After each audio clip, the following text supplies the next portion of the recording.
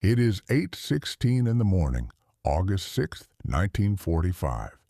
A technician at the Tokyo control room of the Japan Broadcasting Corporation reaches for a telephone. The Hiroshima station has gone off the air. He tries another line. Nothing. He tries the railroad telegraph, dark north of the city. He contacts small stations within 10 miles and gets confused. Fragmentary reports back.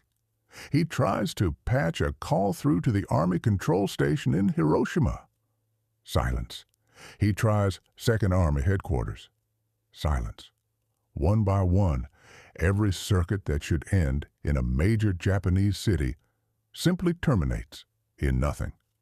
The men at Imperial General Headquarters in Tokyo know no large enemy raid has occurred. They know there is no significant munitions depot in Hiroshima. They know these things. And yet, an entire city, a city of 343,000 people with a full Army headquarters inside it, is not answering. By 3:30 in the afternoon, Imperial General Headquarters issues its official communique. A small number of B-29 bombers, it says, have attacked the city. The enemy appears to have employed a new type of bomb. The damage is under investigation. Under investigation. That phrase is where this story begins. Not with the bomb. With those two words and what they reveal about the men who chose them. Their response only makes sense from inside the world those men already occupied, a world that had been burning for months. For 6 months before Hiroshima, American B-29 superfortresses had been methodically destroying Japan from above. 67 cities reduced to ash by incendiary bombing. In March 1945, in a single night's raid on Tokyo, Operation Meeting House killed 100,000 civilians and burned 16 square miles of the capital to the ground. More death in one night than either atomic bombing would produce. The smell of incinerated neighborhoods had become part of the daily atmosphere of governance in the Japanese capital. The men who ran Japan's war came to their offices every morning, past ruins, past the homeless, past the evidence that the country they were administering was being methodically erased. Catastrophe, in this context, had become a managed condition. The generals had absorbed more than half a year of it without flinching, without surrendering, without breaking the deadlock that had frozen Japanese decision-making since the beginning of 1945. That deadlock had a specific structure. Japan's war was governed by 6 men. The Supreme Council for the Direction of the War, known simply as the Big Six, the Prime Minister, the Foreign Minister, the Army Minister, the Army Chief of Staff, the Navy Minister, the Navy Chief of Staff. Every decision they made required unanimity. And by the summer of 1945, they were split precisely down the middle. 3 men wanted to fight on. 3 men wanted to find a way out. No side could move without the other. The country was burning.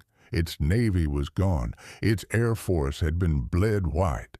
Its people were starving, and its government was locked in a 3-3 deadlock that no single catastrophe had yet been able to break. Hiroshima had just arrived, and the question on the afternoon of August 6th was whether it would be enough. The 3 men who led the war faction were not fools. General Korochika Anami, the war minister, was 58 years old, a full general with nearly 4 decades of service. He had fought in China, in Manchuria, in New Guinea. He had spent the last year of the war as the most powerful military figure in the Japanese government, and he had built his entire strategy around a single conviction: that Japan could force the Allies into a negotiated peace by making the invasion of the home islands too costly to bear. He was not a man given to panic or revision. The other hawks were General Yoshijiro Umezu, Army Chief of Staff, and Admiral Suemu Toyota, Chief of the Naval General Staff. Together they had spent months insisting that Japan's position, while difficult, was not hopeless. When word reached them on August 6th that Hiroshima had vanished, all three had the same first instinct. Not terror, not capitulation, physics. Japan had its own atomic weapons program. Both the Army and the Navy had run independent development efforts, spending years and considerable resources trying to produce fissile material for a bomb. They had failed, completely in the end. But in failing, they had educated their own military leadership in the staggering difficulty of the task. The enrichment of uranium to weapons grade, the engineering of implosion lenses, the industrial scale required. These men knew from hard-won practical experience that building an atomic bomb was nearly impossible. And so when Truman announced from the White House, 16 hours after the bomb fell, the American public learning before Japan's military had formally accepted it, that the United States had destroyed Hiroshima with a single atomic device, the general's first reaction was not surrender. It was skepticism. The Imperial Army declared it would only concede the bomb was atomic after an investigation. Independent teams of scientists were dispatched to Hiroshima. On August 7th, the physicist Yoshio Nishina arrived in the ruined city and examined what remained.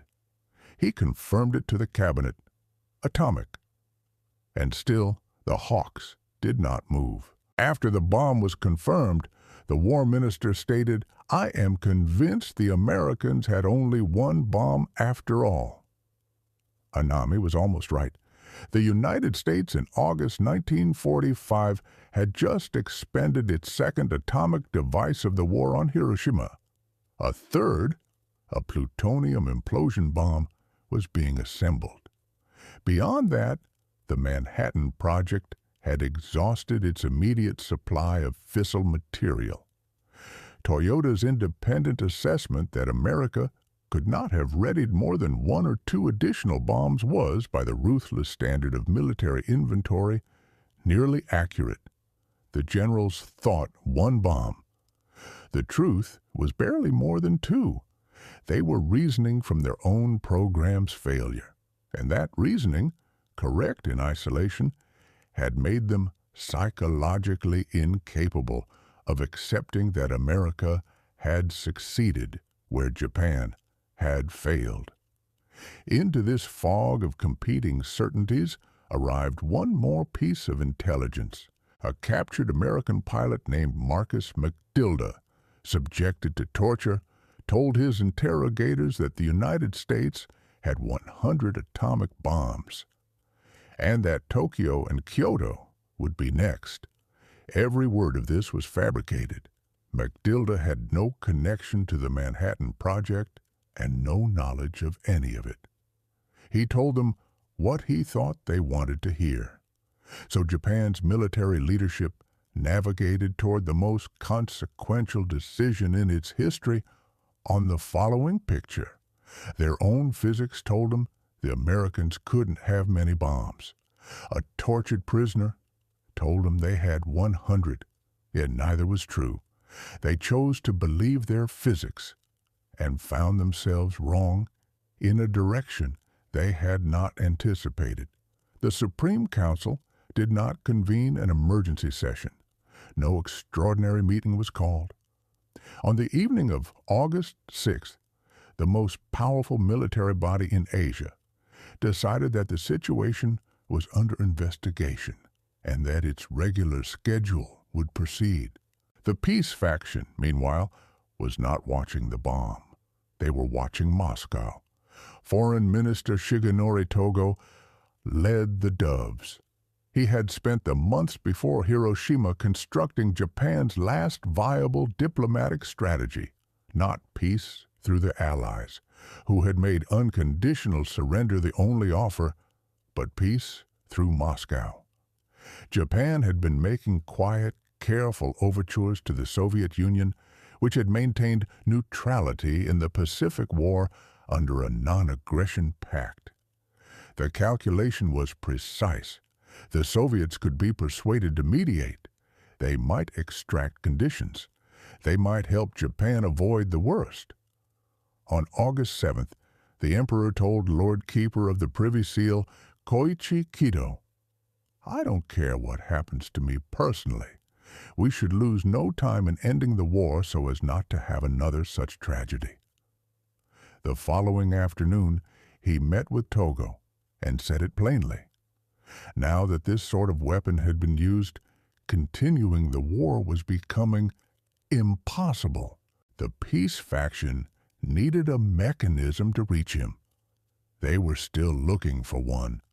What neither Togo nor any member of the Big Six had discovered was that the Soviets had been secretly planning their Manchurian offensive for months. At Tehran, at Yalta, in quiet conference rooms on the other side of the world, the Soviet Union had promised the United States and Britain that it would enter the Pacific War within 3 months of Germany's defeat. Germany had surrendered in May. The countdown was already running. Japan was staking its survival on a mediator who was at that moment moving armor to the border. The deadlock held. The Hawks demanded conditions, limited occupation, Japanese control of war crimes trials, Japanese disarmament on Japanese terms. The Doves wanted the minimum. Neither side would yield. Somewhere to the north, in the dark, Soviet forces staged and waited. 2 minutes past midnight, August 9th, 1945. Soviet forces cross into Manchuria, infantry, armor, air. The largest single military offensive in the Pacific War, launched without warning. 4 hours later, the formal declaration of war reaches Tokyo. The diplomatic strategy, the overtures, the careful patience, the managed neutrality, gone. The Soviet intermediary, Japan's one remaining card, has been revealed as the dealer of a different game entirely. The specter of Red Army forces reaching the Japanese home islands, joining the invasion from the north, while the Americans come from the south. Every calculation the peace faction made about mediation, worthless. Every assurance the Japanese ambassador in Moscow sent back to Tokyo, meaningless. Anami's response is not capitulation. It is Ketsu-go, the prepared battle plan for the Japanese home islands, which he still believes can force a negotiated settlement. If Japan can make the land invasion costly enough, American will to fight will break before Japan does. He has believed this for months. He believes it still. The Big Six convenes. The arguments resume, hawks and doves, 3-3, and then at 11:02 in the morning, while they are still debating, a messenger arrives. A second bomb has fallen. The city of Nagasaki. The cabinet debates through the afternoon until 5:30 p.m. and reaches no resolution. Anami concedes that victory is unlikely. He argues for continuing the war anyway. The army begins preparations to impose martial law. Anami supports them. 3 disasters in 12 hours. The Soviet invasion, the second bomb, the deadlock unbroken. But something has shifted. The peace faction now has a mechanism they did not have before. What Hiroshima and Nagasaki had done, not to the country, but to the institutional calculus of the Japanese government, was give the Emperor's peace faction grounds to demand something that had never been permitted. An imperial conference, a direct address to the throne. the chance to bring the deadlock before the one man whose word could not be refused. The unprecedented request goes forward. The emperor will hear them. The emperor will speak.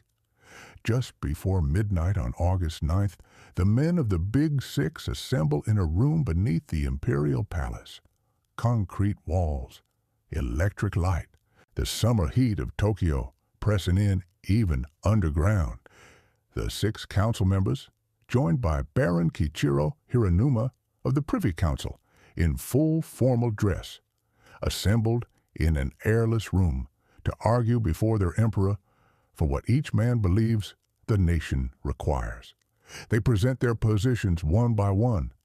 General Umezu: the Soviet entry is unfavorable. The situation is not hopeless.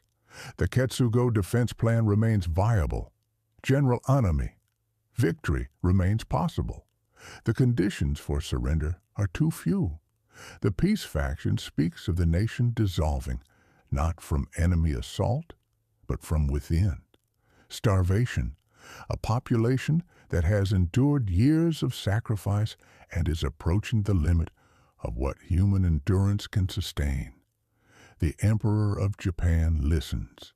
He is 44 years old, slight and spectacled, in the formal military uniform of a field marshal.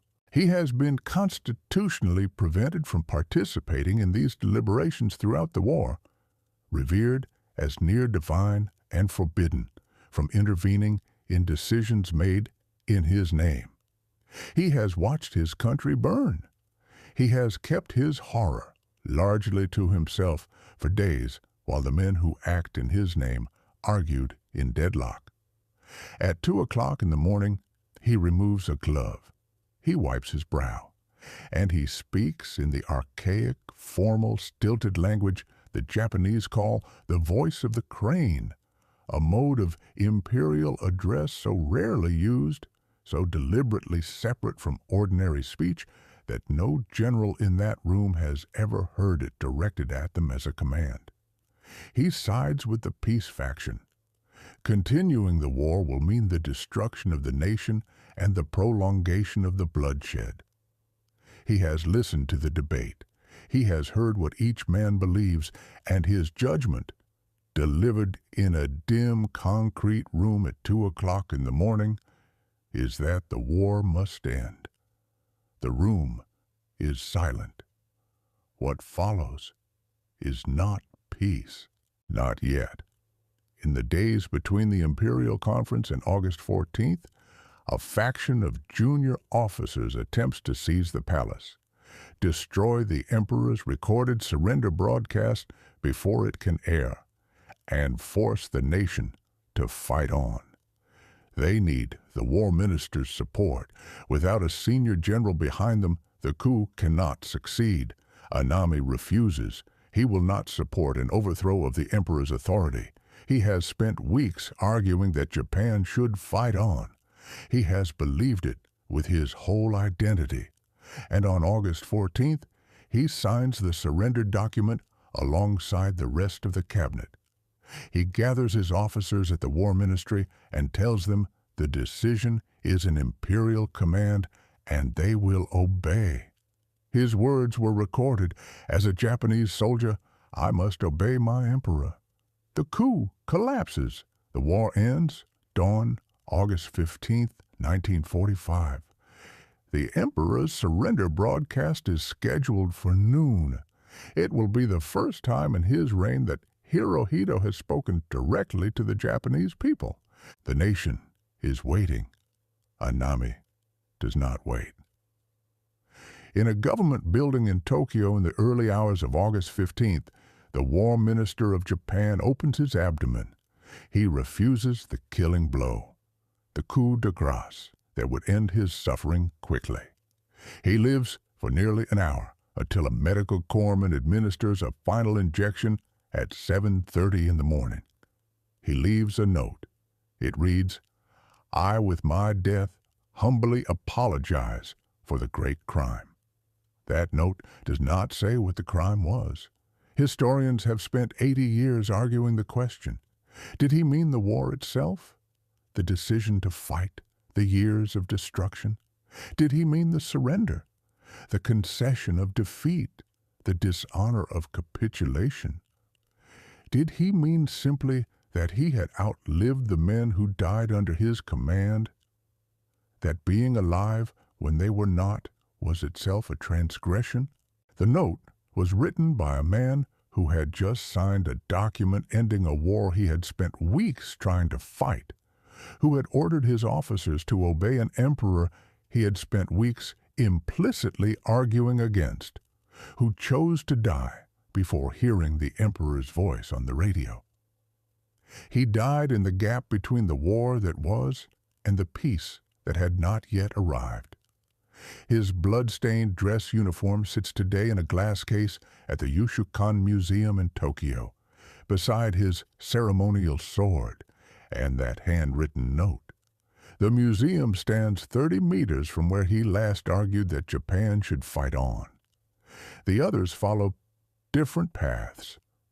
Admiral Toyota, the man who had calculated nearly correctly that the American bomb supply was thin, was tried at the Tokyo War Crimes Tribunal and acquitted in 1948. He died in 1957. General Umezu, who had stood before the emperor and argued that the situation was unfavorable but not hopeless, was convicted of war crimes and sentenced to life imprisonment. He died in Sugamo prison in 1949. Foreign Minister Togo, the man who had pushed hardest for surrender, who had recognized the bomb as a political lever before the Hawks recognized it as a military problem, was convicted at the same tribunal and sentenced to 20 years. He died in custody in 1950.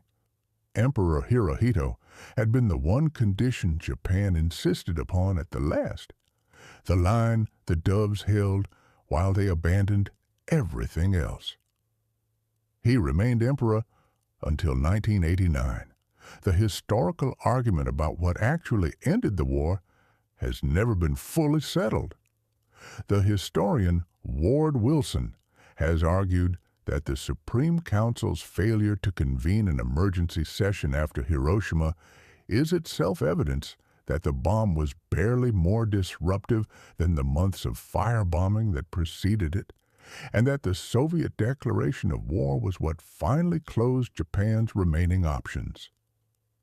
The evidence for this is real. The Soviet invasion destroyed the diplomatic strategy.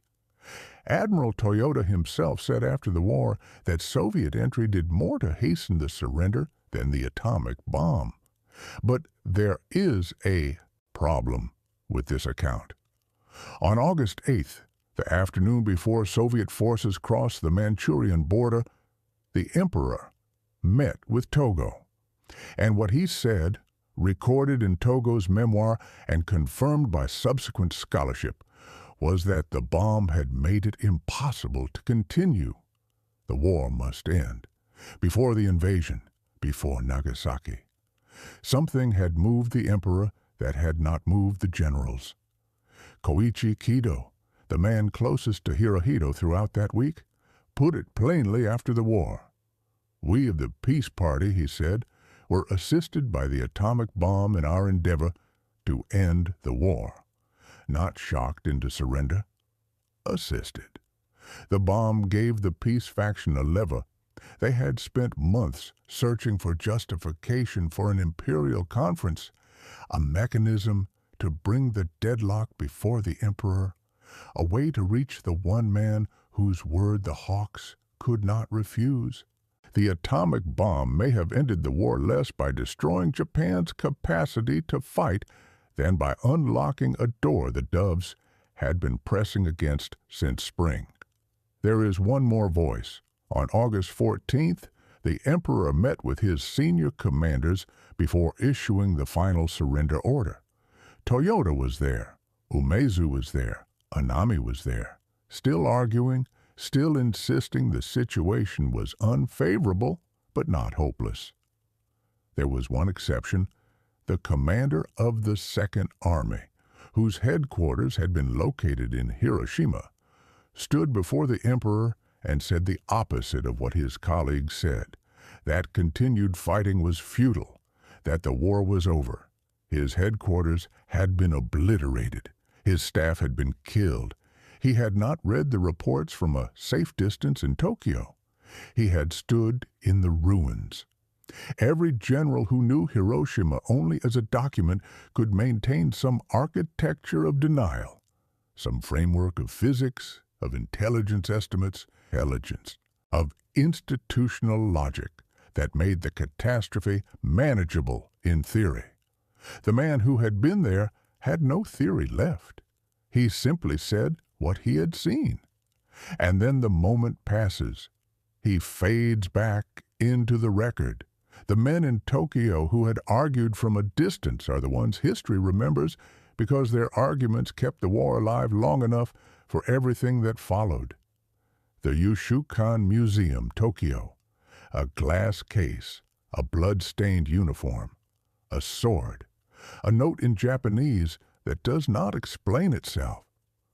Anami was the man who argued on the morning of August 7th that the Americans had only one bomb after all, and was nearly right.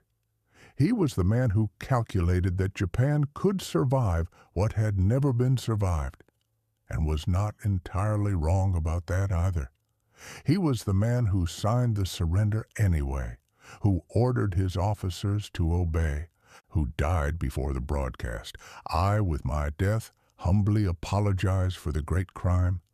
6 words in Japanese. No object, no named act. No answer to the question the sentence raises. It may be the most honest thing any Japanese general said that entire week. Not about the bomb, not about the mathematics of fissile material or the logistics of Soviet armor or the conditions of surrender. Just this. Something happened. I was part of it. I cannot name what I owe for it, and I will not live in the world that comes next. The emperor's voice reaches the Japanese people at noon. An army is already gone.